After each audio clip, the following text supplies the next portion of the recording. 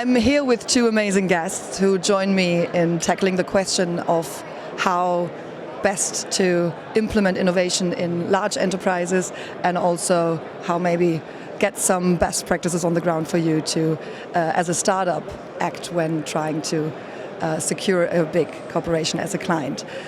Joining me is Natalie Mano. Natalie, thanks so much for joining. Natalie is a leading executive at PepsiCo, specializing in global innovation and venturing. She's currently the GM at PepsiCo Labs, where she partners with startups and leads strategic innovation initiatives for the company.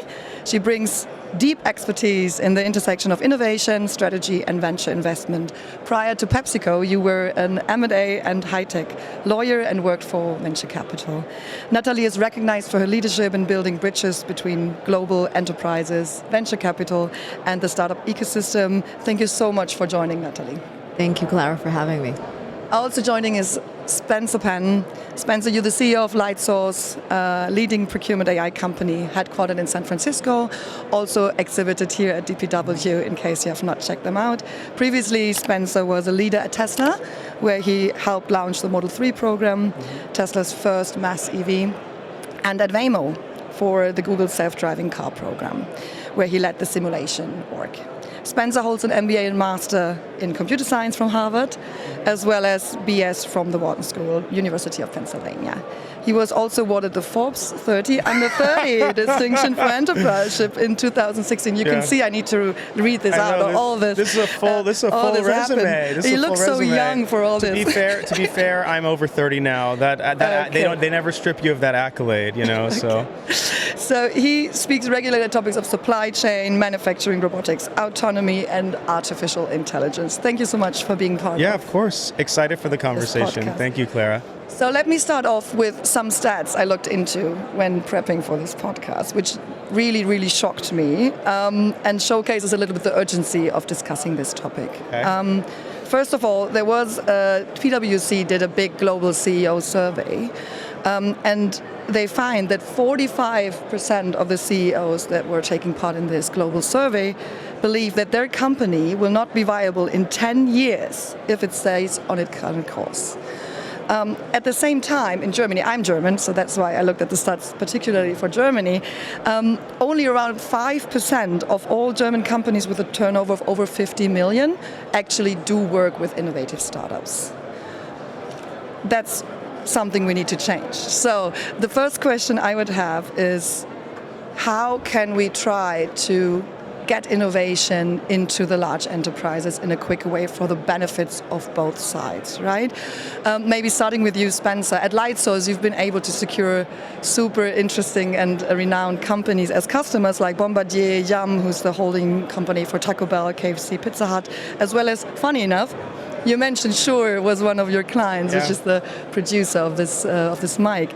So I'm sure there's a lot of success that was in your path at Lightsource, but for sure you also have encountered some hurdles, so maybe you can share some of the biggest challenges you have faced trying to get innovation into some of these companies. It's a really good question, and this is such a fascinating topic for me, and it's something that I live sort of every day. We've had roses and thorns working with enterprises, just like you would at any size of company.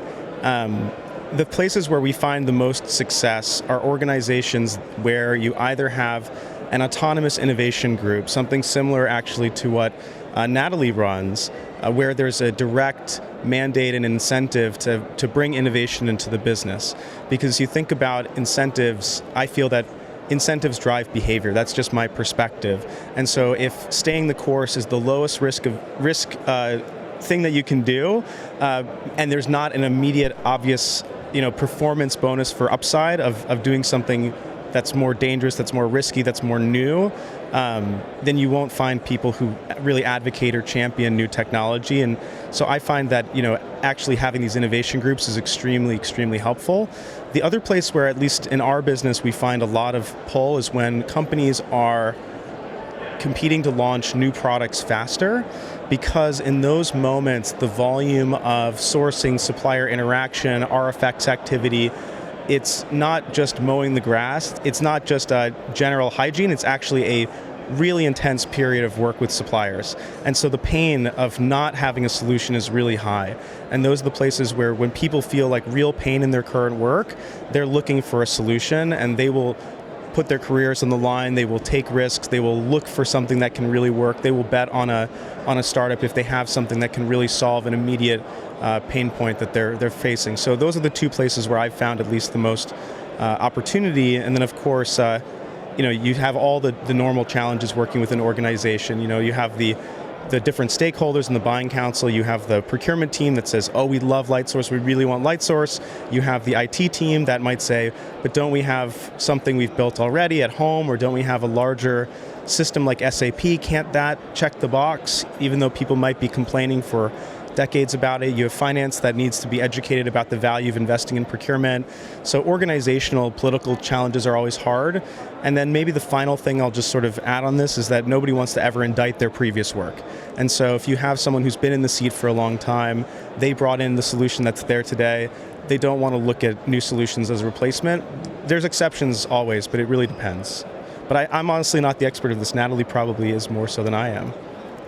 So happy to chime in here. I think that some of the challenges, or what we're seeing at PepsiCo, it's twofold, right? It's pre-pilot, and then it's first deciding on whether we want to start engaging with the company, and then it's once we decide we do, on all the organizational hurdles that go into setting it up, right? So the first part, and you touched on this, and for us it's critical, it's touching on a business use case that's critical for our stakeholders, right? If that's not the first thing that we're aligned to, then any meeting with a startup is candidly irrelevant, right? Because we need to be solving for a critical problem that has a clear ROI and that's bringing impact to the business, right? And maybe I'll touch a little bit later on our operating model and how we work with our digital transformation leaders and with the business, but we're seeing that a lot, right? So it's first and foremost understanding what we're solving, how we're doing that, and is this the right company to do that, right? We do a very extensive competitive mapping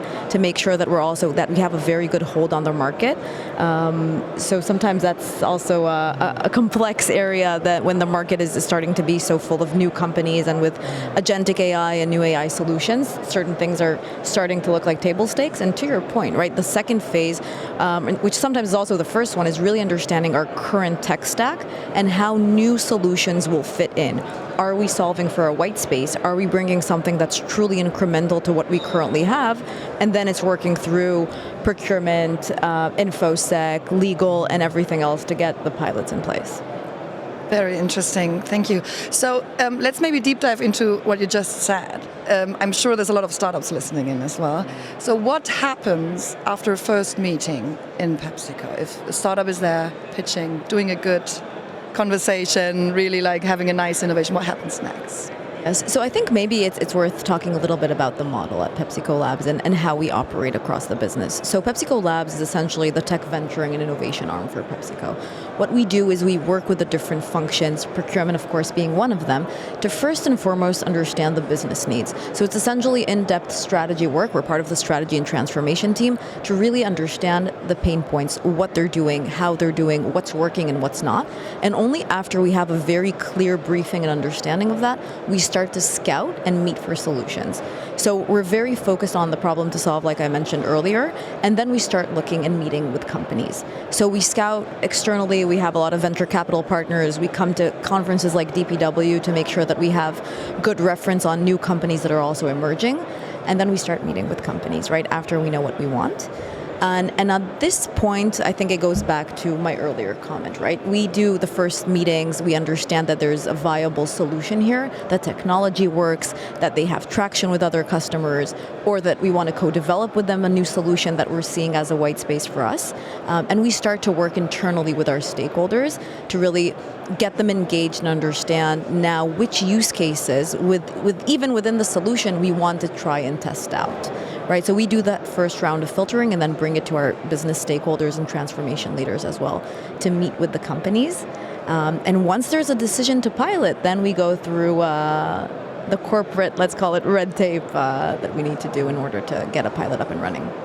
Okay, super interesting. That plays a little bit into what you said, I think, Spencer, on how it's sometimes challenging to find the right champions to really push forward. What's your experience with pilots and the outcomes of these kind of, time and expense heavy like project steps? Mm-hmm. So I think finding a really credible champion is extremely important, and these people are essential and frankly beloved to me in the companies that we work with, because they're folks who I think beyond just doing their day-to-day job have a desire to really improve their company. It feels like a very virtuous kind of thing.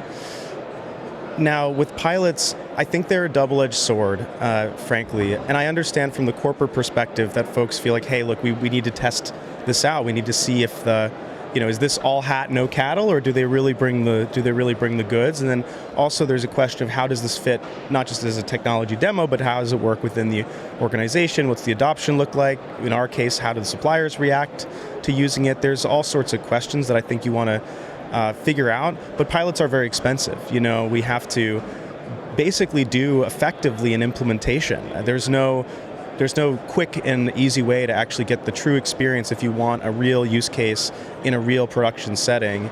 And so you end up, and then there's another thing, which is that a lot of times companies don't really want to pay for it. They say, hey, we're just testing, this is an opportunity to sell to us. And then what ends up happening is you have the most well-resourced companies in the world asking for free services from the companies that are really trying to build up their brand from the ground up. Now we're in the luxurious position now that we don't actually need to run pilots anymore. We have enough folks that believe the solution is credible that very often we've now just said, hey, look, there's two options. You can either do an on-site workshop for 2 days and then make a purchase decision, or you can get a 1-year license, and that is effectively doing a pilot. 6 months later, we'll have a renewal conversation for a 3 or 5 year contract. But I've also seen pilots work. You can prove value, but it's extremely important to understand upfront, if we do this pilot, what happens next. And so one of the failure modes I've seen of pilots is that sometimes people will fall back onto a pilot in lieu of a contract because they didn't get the budget or the staying power or the executive alignment or the champion. It's a lower bar, but what they're actually doing is they have to pay the piper 6 months down the line when they put in all this effort. And so if anything, I feel more so than ever, it's really important that if you're going to enter a pilot situation, you have a clear path to a bit of I would call it almost a charter. Hey, if we deliver in this way and these results stand, is there a production agreement at the end of it? Otherwise, it's just very, very expensive and painful and frankly demoralizing for the teams, Spencer, happy to chime in here. I think that you touch on a great point here, right? For us, when we start going and we go into a pilot, we also want to understand what the path to success looks like. And by the way, we as innovation teams are not the budget owners, right? If there's no budget owner within the business who's accountable also for the pilot cost, but also for implementation cost, then we don't go into this, right? Because we know that that's part of their commitment to it. So that's why we also always push on, okay, what's the budget for the pilot? But then also what would be the budget for full implementation? And by the way, that's sometimes a little bit of a struggle working with certain companies that they don't want to promise a certain a cost for their solution. And I understand there's many variables, but for us, by the way, that's something that we try to think a lot through prior to going into a new pilot with a company. But for us, we're still in the phase that we feel more comfortable because it's such a big responsibility. So before entering a full agreement, we always test solution. And so by the way, we also test sometimes 2 companies side by side. We pay both of them. We don't get many free pilots, but still we see a lot of value in that as well. If you're doing a side by side, I think it's also, you're pushing the companies to deliver better results because you're saying, we're giving you fair chance. You have 2 companies that are potentially delivering a very similar solution. Right. Now it's also on you to deliver the business value and outcome that you're committing to. It's totally true. And just as a quick disclaimer, I think Natalie and the PepsiCo team is an example of a good company doing this really effectively. So I just want to make it clear, I'm just talking about the myriad. I interact with thousands of enterprises, and so I've seen everything at this point. But I think even just simply the fact that there is a team that is dedicated to bringing innovation in and is thinking about best practice is already 3 standard deviations above the norm. So I just want to make that clear. Yeah. Yeah, absolutely. Couldn't agree more.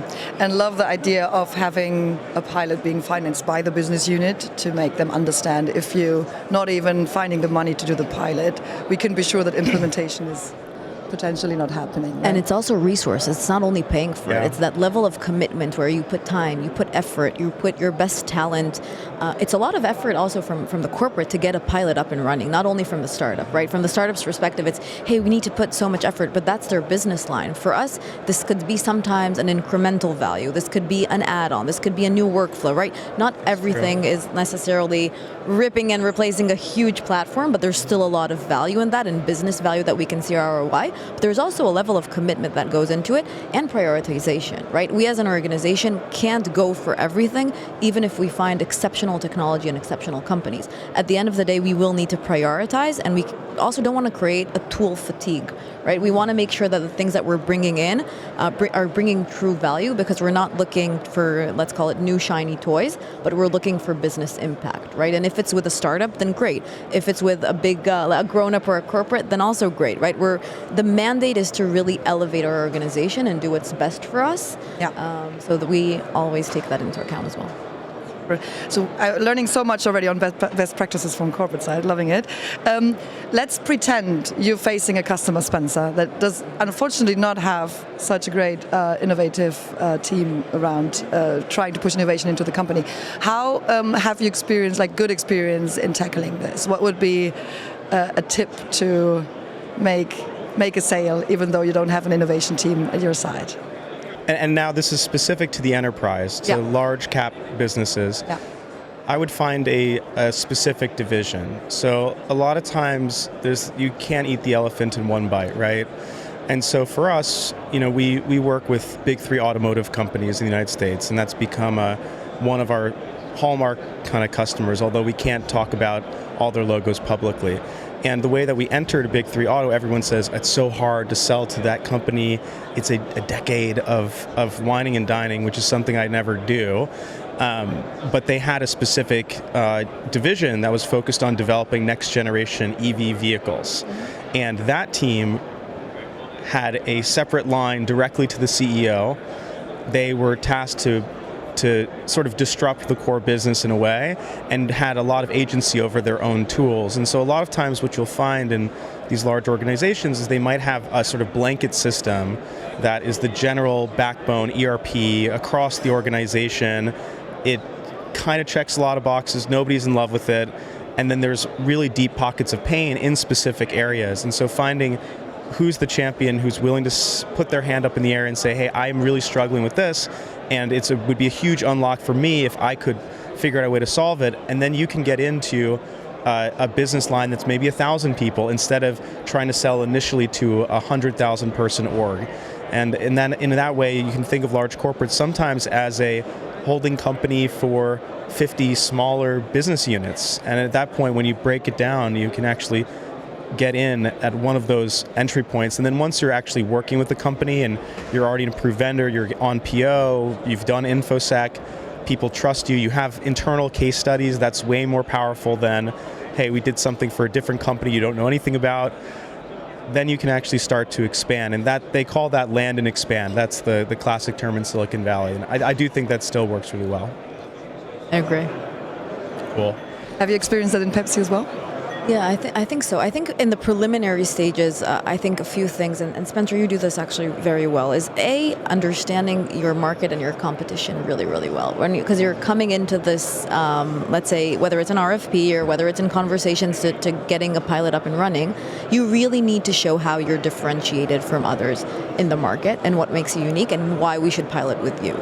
I think the second thing is also having a very clear let's say, playbook for how a pilot should look, right? At the end of the day, we're expecting our partners to know how implementation looks, to know how to work with a big enterprise, to know exactly what's expected of us in terms of time, resources, anything that goes into a pilot setup. We want our partners to be informing us how that's going to look. That's the second thing. And I think after that, we just really want to have good partners at the end of the day to work with, right? So it's a partnership for the long term. Yeah. And I'll just build on this really quickly. one of the best pieces of advice that I ever got from one of our board members after we talked about, and I would say for pilots, a lot of them close very successfully. We get them over the finish line. A lot of them, we can't quite get the momentum from the business afterwards. It's just natural that happens. But one of the best pieces of advice that I received was to think about the pilot as a product. And so a lot of times I think startups especially, and this is advice I would give to any startup that I advise, is you accidentally will start thinking of pilots as being a bespoke, custom prototype that you're going to construct with the customer for their specific thing. And then it ends up being very hard to do a good rinse and repeat motion. You can't really guide them through the process. You can't instruct them well. You don't have standard ways of measuring. You deploy way more resources. So if you think about, hey, if someone comes to me today and says, hey, how do we pilot Lightsource? There's a SKU, there's a box. This is how you do it. These are the two options you have. Option A or option B, you can choose either one. But it's not, that's a great question, let's figure it out. What do you have? Who's involved? You have to come in with a very clear view of the pilot as a product, and that's sort of, I think, something that Natalie just said really reminded me of this. But I think that's also knowing how to sell to enterprises, right? Because I think that's also the differentiation point between startups that sell from the get-go to large enterprises, or where they're starting, let's say, mid-market and gradually trying to evolve into enterprise customers, where you see a differentiation, right? And I think that's understanding the complexities of a corporate, and when you're focused on that from the beginning and really from day one, and you're building your product, you're building your sales team to cater to the enterprise, that's also a big differentiation point that we're seeing as well. Absolutely. And look, and building on that, you mentioned mid-market going upstream to enterprise. Every size of business has its own roses and thorns, right? Benefits and drawbacks. I love selling to enterprise. People say it's hard, but there's also some certain elements of it that are actually easier. You have a much larger expansion opportunity if you land. You have phenomenal professionals. You have people that were often, we'll find that there will be, instead of selling to IT, you're selling to procurement IT or supply chain IT, who are really aware of the area. And then small cap SMB, you end up with a very budget conscious customer, and they can sometimes take actually as long as a corporate to make a decision over a contract that's 100th the value. So, I think there's roses and thorns of every scale. I actually love selling to enterprise for that reason. Once you're in, it's typically for the long run. Hopefully. Yeah, it's sticky business, right? Yeah. Super. Okay, I'm lucky because I have startup as well as large cap here. So I would ask one question. If you, Spencer, could change something of how enterprises get innovation going, what would you change? Let's pretend we're in fairy tale land. So, fairy tale land. The first thing I would say is that I would want Natalie to be at every single Fortune 500 and Global 2000 business on Earth. We would love that. Yes, and they would too, because I think that an innovation group is really important. I just feel that people, again, they play to their incentives, and so in a large business, it's very rarely somebody's primary job to think about how do we innovate and bring technology into the fray.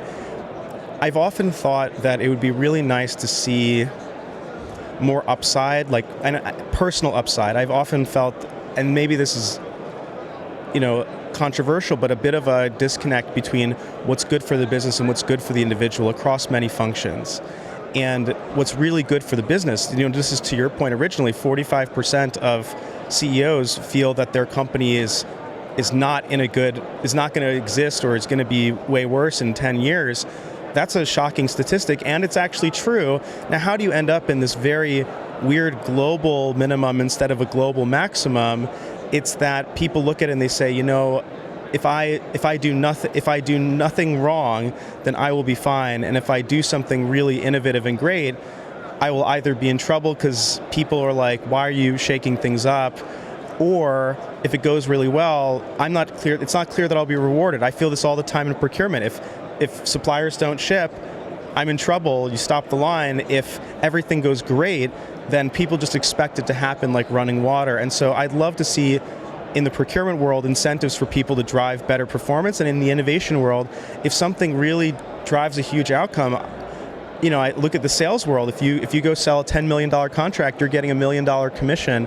If Natalie brings into her business a company that can actually drive $100 million of P&L impact, I would hope that they would be willing to give her that sort of eight-figure paycheck. But that's not the reality of the world that we live in. So, I think if there was more balanced personal incentives aligned with taking these risks and a little bit more protection around those groups, I think that would be the rising tide that raises all ships in this space. But that's just my personal opinion.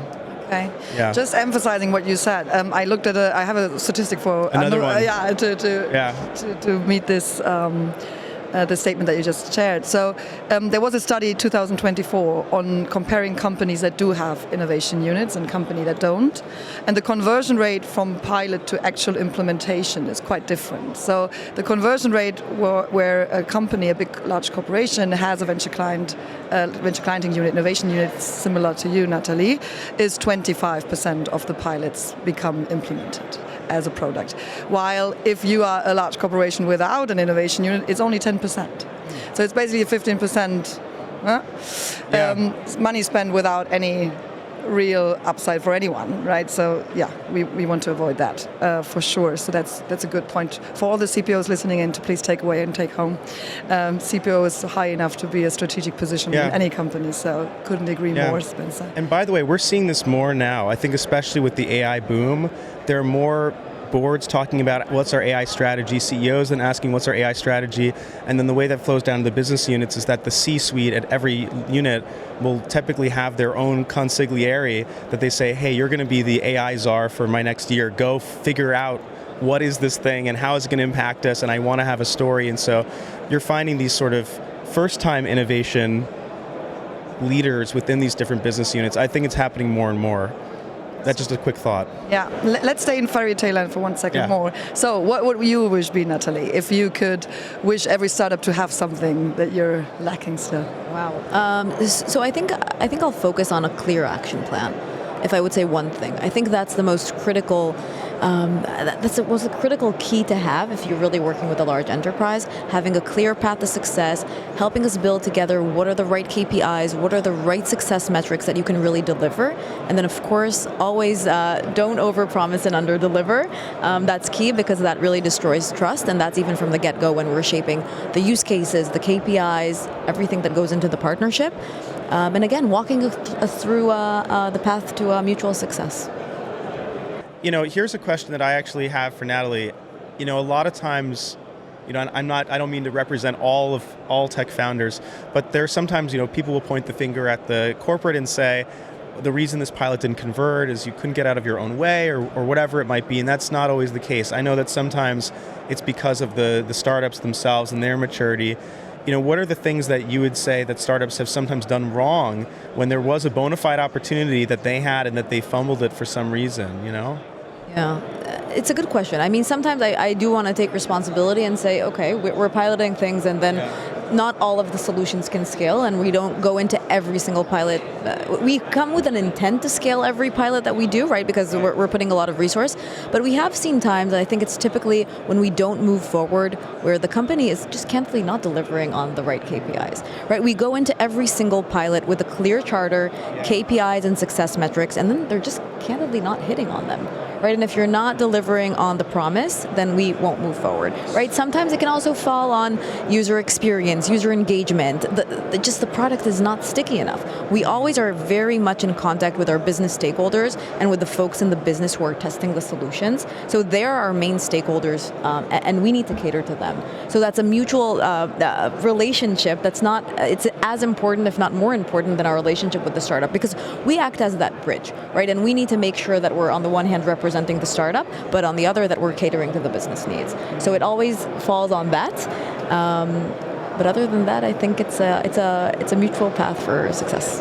Have you ever had an example of a time, and I don't want any company names, but just yes or no, where a startup has said that they have a capability, and then when you get into the weeds, it's just all smoke and mirrors? I don't know if smoke and mirrors, but I think it's not as promising.